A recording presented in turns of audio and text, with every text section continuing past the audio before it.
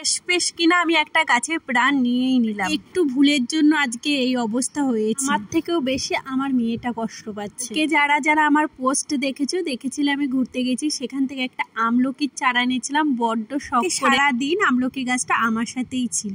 তবে হ্যাঁ, তো আমার কাছে সারাদিন ছিল, নেতিয়ে পড়েছিল। এসে আমার বরকে বলেছিলাম একটু লাগিয়ে। অনেকটাই রাত হয়ে গেছিল, শরীরটা একদমই সাথ দিচ্ছিল না। আমলকি গাছ না, তার সাথে বেশ কিছু গাছ আমি জোগাড় করে নিয়ে এসেছিলাম। বলছি জানি না আর কত গাছের আমি সর্বনাশ করব। এখানে একটা বেগুনি কাঞ্চন গাছ লাগিয়েছিলাম, সেটারও দেখো আজকে কোনোই চিহ্ন নেই।